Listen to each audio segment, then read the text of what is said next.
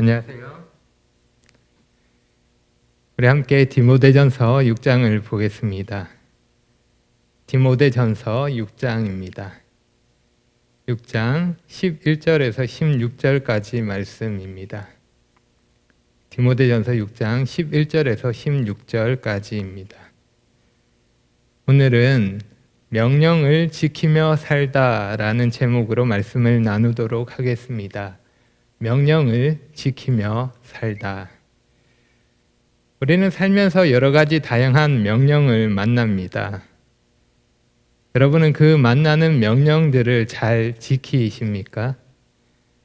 우리가 어떤 명령은 중요하게 생각하고 잘 지키지만 어떤 명령은 가볍게 생각해서 잘 지키지 않는 것도 있습니다. 그럼 어떤 명령은 중요하게 생각하고 잘 지킬까요? 항상 그런 건 아니지만 많은 경우에 지켰을 때 보상이 주어지는 명령 혹은 지키지 않았을 때 벌이 주어지는 명령, 그런 명령을 잘 지키게 됩니다. 예를 들어 제한 속도가 60km인 도로가 있습니다. 사람들이 속도를 잘 지킬까요? 그런데 도로 중간에 단속 카메라가 있습니다. 그러면 어떨까요? 단속 카메라가 있는 곳에서만 잘 지킵니다. 지키지 않으면 벌이 주어지기 때문입니다. 문제는 성경에 나오는 명령을 우리가 그렇게 생각할 수 있다는 것입니다.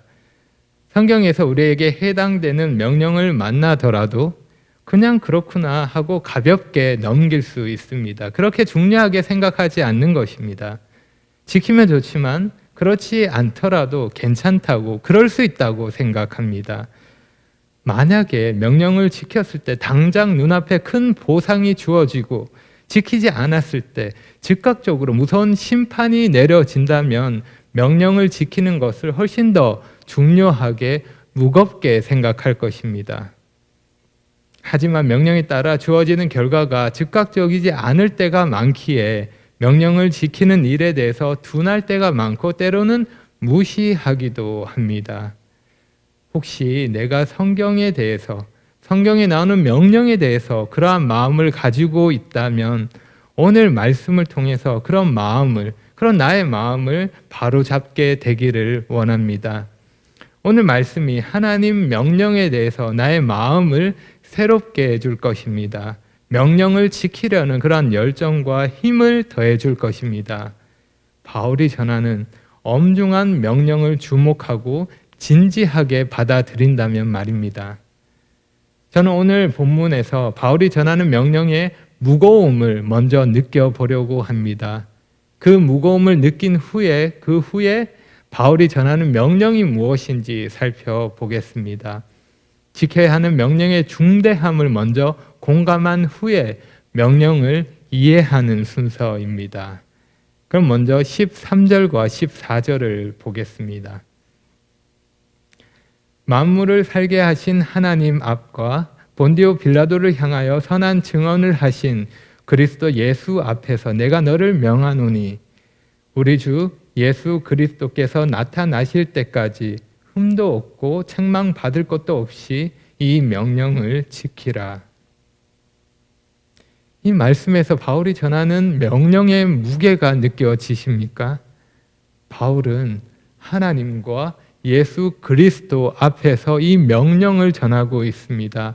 하나님과 예수님을 증인으로 모시고 하나님이 주신 권위를 가지고 그 앞에서 이 명령을 지키라고 엄중하게 선포하고 있는 것입니다. 만물을 살게 하시는 하나님, 만물에게 생명을 주시고 그 생명을 주관하시는 하나님 앞에서 명령하고 있습니다. 그리고 빌라도 앞에서 자신의 왕 되심을 증언하셨던 예수님, 선한 증언이 무엇인지 보여주신 예수님, 그 예수님 앞에서 명령하고 있습니다.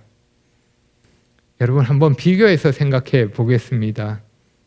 제가 여러분에게 명령합니다. 여러분 서로 사랑하십시오. 이번에는 같은 명령을 조금 다르게 말해 보겠습니다. 살아계신 하나님과 우리의 주인 되시는 예수 그리스도 앞에서 명령합니다. 여러분 서로 사랑하십시오. 여러분, 느낌이 다르지 않습니까? 두 번째 한 명령이 훨씬 더 무겁고 엄중하게 들리지 않으십니까? 바울이 전하는 명령이 그러합니다. 바울은 지금 바울 개인의 명령을 전하는 것이 아닙니다. 하나님이 바울을 통해서 명령하고 계신 것입니다. 명령이 선포되는 그 자리에 하나님이 함께 계신 것입니다. 우리가 성경을 대할 때, 하나님 말씀을 들을 때, 하나님이 우리를 향한 뜻과 우리에게 요구하시는 바, 그 명령을 들을 때, 그때마다 하나님이 그 자리에 함께 하시고 하나님이 나에게 직접 말씀하신다고 생각하면 우리는 그 말씀을 가볍게 여길 수 없습니다. 다르게 반응하게 될 것입니다. 바울은 하나님 앞에서 엄중하게 명령하고 있습니다. 하나님의 권위를 가지고 자신이 전한 명령을 지키도록 권하고 있는 것입니다. 그럼 누가 이 무거운 명령을 지켜야 합니까? 이 엄중한 명령을 누가 지켜야 합니까? 누구에게 해당되는 명령입니까? 11절 보겠습니다. 오직 너 하나님의 사람아. 오늘 본문은 오직 너 하나님의 사람아 라고 시작하고 있습니다. 여기 오직이라는 말은 그러나 라는 말입니다. 오늘 본문 앞의 내용과 대조하면서 말하고 있는 것입니다. 그러나 너 하나님의 사람아 라고 말하고 있는 것입니다. 우리 성경에는 생략되어 있는데 원래 오라는 감탄사가 있습니다. 그래서 원문에 더 가깝게 번역을 하면 이렇게 바꿀 수 있습니다. 그러나 너, 오, 하나님의 사람아. 감탄사까지 들으니까 좀 어색하게 들리시죠? 그래서 우리 번역에는 생략했을지도 모릅니다. 어찌되었든 바울은 감탄사는 물론 문장의 순서까지도 바꾸면서 너를 강조하고 있습니다. 디모데를 하나님의 사람이라고 부르면서 본문 앞에 나왔던 사람들과 강하게 대조하고 있는 것입니다. 본문 앞에 어떤 사람이 나왔습니까? 다른 교훈을 따르는 사람들, 경건을 이익의 수단으로 생각하는 사람들, 부하려는 사람들, 탐내는 자들, 그렇게 믿음에서 떠난 사람들이었습니다. 그러나 디모데는 어떠합니까? 그러나 너 디모데는 하나님의 사람입니다. 하나님의 사람인 디모데는 그들과는 다릅니다. 그들은 교만하며 다투기를 좋아하며 탐욕스러우며 세상에 속한 사람이지만 그러나 너는 그들과는 다른 하나님의 사람이다 라는 말입니다. 바울이 전하는 이 명령, 누구에게 해당되는 명령입니까? 하나님의 사람에게 해당되는 명령입니다. 하나님의 사람에게 주어진 명령입니다. 먼저는 하나님의 사람 디모데에게 주어졌고 그리고 디모데가 섬기고 있었던 에베소 교회에게 주어진 명령입니다. 뿐만 아니라 지금 우리에게, 세상이 아니라 하나님께 속한 우리에게, 이 땅에서 하나님의 백성으로 살고 있는 우리에게 해당되는 명령입니다. 하나님의 사람, 바로 당신에게 주어진 명령입니다. 하나님이 당신에게 주신 명령이라는 것입니다. 그럼 이 명령이 어떤 명령입니까? 본문에 4개의 명령이 나옵니다. 우리가 지켜야 하는 4개의 명령, 이해하기 쉽도록 이렇게 생각해 보면 좋겠습니다. 우리 인생을 하나님 앞에서 추는 율동이라고 생각해 보십시오. 우리는 지금 하나님 앞에서 춤을 추고 있는 중입니다. 그러면 어떤 춤을 추어야 할까요? 세상에 속한 사람은 자기 마음대로 춤을 춥니다. 하지만 하나님의 사람은 하나님이 명하신 리듬에 맞춰서 춤을 춥니다. 하나님은 우리에게 가장 아름답고 우리에게 가장 잘 어울리는 리듬을 주셨습니다. 우리는 그 리듬에 맞추면 되고 우리가 맞추어야 하는 리듬은 곧 말씀이라 할 수 있습니다. 우리는 말씀, 하나님 명령에 따라 춤을 추는 것입니다. 우리가 맞춰야 할 그 리듬이 바로 하나님의 명령이라 할 수 있습니다. 여러분, 명령에 따라 춤을 잘 추고 싶지 않으십니까? 두 가지 동작을 잘 따라 하면 됩니다. 두 가지 동작, 발 동작 그리고 손 동작입니다. 손과 발을 잘 움직이면 되는 것입니다. 발을 어떻게 움직여야 하는지, 그리고 손을 어떻게 움직여야 하는지 명령대로 따라하면 되는 것입니다. 그럼 먼저 발 동작 두 가지를 먼저 살펴보겠습니다. 11절을 다시 보겠습니다. 오직 너 하나님의 사람아, 이것들을 피하고 의와 경건과 믿음과 사랑과 인내와 온유를 따르며, 여기 두 명령이 나옵니다. 피하라는 명령과 따르라는 명령입니다.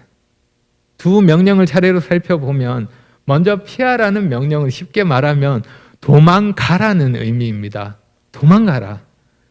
이것들을 피하고 이것들로부터 벗어나 도망가라는 명령입니다. 그럼 여기서 이것들은 무엇일까요? 지금까지 바울이 언급했던 것들을 생각할 수 있습니다. 거짓 교사들의 가르침, 그들과 관련된 것들, 그들의 삶의 태도와 그 열매들, 돈을 사랑하는 마음과 그와 관련된 모든 죄의 결과들, 이러한 모든 것들을 생각할 수 있습니다. 한마디로 하면 악이라 할 수 있습니다. 악인 것입니다. 악으로부터 피하라는 것입니다. 도망하라는 명령입니다. 따라하기 쉬운 동작이죠. 악이 보이면 어떻게 해야 합니까? 어떻게 발을 움직여야 합니까? 발을 빨리 움직여서 도망가면 됩니다. 그렇게 피하면 되는 것입니다. 따라하기 쉬운 동작이죠. 그리고 다음 명령은 따르라는 명령입니다. 이 단어는 추구하다, 잡기 위해서 뒤쫓아 달린다라는 그런 의미입니다. 바울은 이 단어를 표대를 향하여 달려간다라고 말할 때 사용했습니다. 목표를 향해 달려가는 것, 그것이 여기 나오는 따르라는 명령입니다. 그렇게 무엇을 따라야 합니까? 무엇을 추구해야 합니까? 무엇을 잡기 위해서 뒤쫓아 달려가야 합니까? 6가지 덕목이 나옵니다. 둘씩 짝지어서 생각할 수 있습니다. 의와 경건, 믿음과 사랑, 인내와 온유입니다. 정리하면 우리는 악과 대조되는 하나님께 속해 있는 선을 추구해야 한다는 것입니다. 믿는 자로서 계속해서 선을 이루기 위해 달려가야 하는 것입니다. 여러분, 명령에 맞춰서 발을 어떻게 움직여야 하는지 아시겠습니까? 리듬에 뒤처지지 않으려면 발을 부지런히 움직여야 합니다. 우리는 악에서 도망갈 뿐만 아니라 그와 동시에 선을 쫓아가야 하는 것입니다. 악에서 가능한 한 멀리, 가능한 한 빨리 달아날 뿐만 아니라 적극적으로 선을 추구해야 한다는 것입니다. 악이 떠난 그 자리에 또 다른 악이 자리 잡지 않도록 그 자리에 선을 채워야 하는 것입니다. 한번 생각해 보십시오. 여러분이 만약 산책을 하는데 뱀을 만났다면 어떻게 하시겠습니까? 나를 위협하는 것으로부터 도망가는 것은 너무도 자연스러운 일입니다. 무서운 독을 가진 뱀을 만났는데 뱀에게 가까이 다가가는 것, 어리석은 일입니다. 혹은 벌집을 보고 일부러 벌집에게 다가가서 벌집을 만지는 것, 위험한 일입니다. 우리가 악에 대해서도 그러해야 하는 것입니다.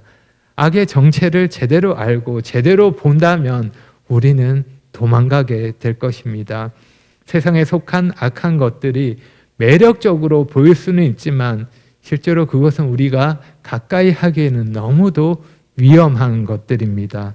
우리가 욕심에 빠져서 유혹에 넘어가 악을 보고도 도망가지 않는다면 우리는 그 악에 대해서 악으로 인해서 인생을 망칠 수 있는 것입니다. 그 악이 우리 인생을 주저앉게 만들 것입니다.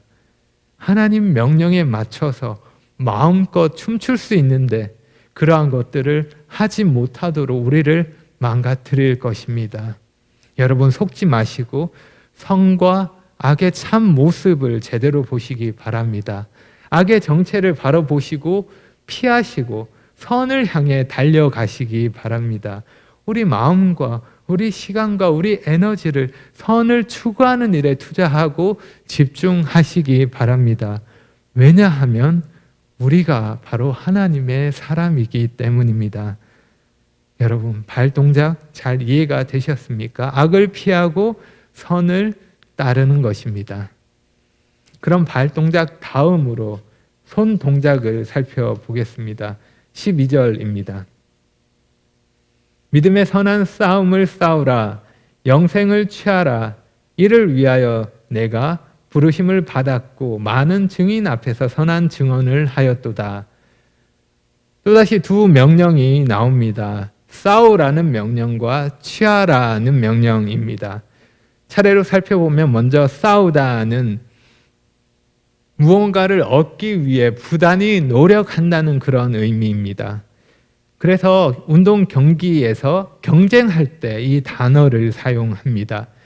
경기에 출전한 선수는 승리를 얻기 위해서 힘을 다해서 싸웁니다. 이기기 위해 포기하지 않고 계속해서 애를 쓰며 부단히 노력하는 것입니다. 믿음의 선한 싸움을 그러한 자세로 싸워야 한다는 것입니다. 믿음의 선한 싸움을 권투로 생각하면 우리는 부지런히 손을 움직여서 승리를 위해서 싸워야 하는 것입니다. 손을 놓고 있지 말고 계속 움직여서 적의 공격을 막고 또 공격해야 하는 것입니다. 진리를 지키기 위한 그 싸움을 멈추지 말아야 한다는 것입니다. 여러분이 싸움에 대해서 어떻게 생각하실지는 모르지만 일반적으로 싸움을 즐기는 사람은 없습니다. 싸우는 것은 힘든 일이고 때로는 고통스럽고 피하고 싶은 일입니다. 그 자체가 유쾌하지 않은 일입니다. 마음에 어려움이 될 수도 있는 일입니다. 하지만 그럼에도 불구하고 피할 수 없는 싸움이 있습니다. 믿음의 선한 싸움이 그러합니다. 진리와 선을 위해서 우리는 악과 거짓에 맞서서 싸워야 합니다. 진리에 반하는 것에 대해서 마냥 좋은 게 좋은 거라고 그렇게 받아줄 수는 없는 일입니다. 우리는 끝까지 믿음의 선한 싸움을 싸우기 위해서 수고해야 하는 것입니다. 다음으로 취하라는 명령입니다. 네 번째 명령입니다. 꼭 붙잡으라는 의미입니다. 절대 놓치지 않도록 힘을 다해서 꽉 움켜쥐라는 것입니다. 무엇을 그렇게 꼭 붙잡으라고 말씀하고 있습니까? 영생입니다. 무슨 말일까요? 영생을 꼭 붙잡아야 하는 이유가 영생을 놓칠 수 있다거나 아니면 영생을 얻기 위해서 우리의 노력이 필요하다는 그런 말을 하는 것은 아닙니다. 여기서 말씀하는 것은 취하라는 명령이 이미 나온 세 가지 명령과는 좀 다른 시제가 사용되었다는 것입니다. 이미 소유한 영생을 꼭 붙들라고 명령하고 있는 것입니다. 영생은 과거에 주님이 하신 일로 시작하지만 과거에 내가 복음을 믿음으로 받아들인 그 사건으로 시작하지만 영생은 여전히 지금도 계속되는 과정입니다. 영생은 과거와 현재 그리고 미래를 포함하는 것입니다. 지금 영생을 소유할 뿐만 아니라 영생을 취함으로 미래를 준비하는 것입니다. 바울은 디모데가 가지고 있는 영생에 대해서 두 가지를 말씀하고 있습니다. 이를 위하여 네가 부르심을 받았고 많은 증인 앞에서 선한 증언을 하였도다. 첫째는 부르심을 받았다는 것입니다. 영생의 주체가 누구인지 알 수 없습니다. 여기서 누구인지 알 수 있습니다. 하나님이 디모데를 부르셨다는 것입니다. 디모데는 이 사실을 기억해야 합니다. 하나님이 자신을 부르셔서 영생을 허락하셨다는 사실을 기억해야 하는 것입니다. 둘째로 선한 증언을 했다는 것입니다. 디모데는 자신의 믿음에 대해서 많은 증인 앞에서 증언했습니다. 복음의 진리에 대해서 믿음을 공식적으로 고백했다는 것입니다. 디모데는 이 사실을 늘 기억해야 했습니다. 영생에 대한 두 가지 사실, 하나님이 하신 일과 하나님이 하신 일에 대한 사람의 반응으로 생각할 수 있습니다. 하나님이 하신 일과 그 하신 일에 대한 나의 고백. 우리는 여러 가지 예식을 통해서 다시 기억하는 일을 하고 있습니다. 침례식을 통해서 떡과 잔에 대해서 하나님이 하신 일과 나의 믿음의 고백을 다시 기억합니다. 예수님을 나의 주인으로 모시고 주님을 위해 살겠다는 그 고백을 다시 기억하는 것입니다. 누군가의 결혼식에 참석하면서 하나님과 사람 앞에서 내가 했던 약속을 다시 기억하게 됩니다. 그럴 때 우리는 내가 어떻게 살아야 하는지를 다시 다짐하게 됩니다. 영생을 취하는 것은 단순한 과거의 일로 내가 영생을 받았다는 믿음의 고백에서 끝나는 일이 아닙니다. 영생을 취하는 것은 하나님의 부르심과 그 부르심에 대한 믿음의 고백에 맞게 계속해서 살겠다는 나의 계속되는 고백인 것입니다. 계속해서 영생을 더 나의 것으로 누리기 위해서 꽉 붙잡아야 하는 것입니다. 우리가 다른 사람에 대해서 함부로 판단하고 말할 수 없지만, 하지만 누군가에 대해서 물음표가 생기는 경우가 있습니다. 정말 믿는 사람인가? 무엇을 보고 저 사람을 믿는 사람이라고 생각할 수 있을까? 참 어려운 일입니다. 그런데 왜 이런 일이 생길까요? 영생을 취하라는 명령을 따르지 않기 때문입니다. 영생을 받았다고 알고 그렇게 믿고 있지만 실제로 영생이 현재 나의 삶에 아무런 영향을 주지 않는다면 그가 받았다고 하는 영생은 영생이라 말할 수 없습니다. 정말 위험한 착각에 빠져서 사는 것입니다. 훗날 주님 앞에서 가라지로 드러날 것입니다. 우리 교회에는 그런 가라지가 나오지 않기를 바랍니다.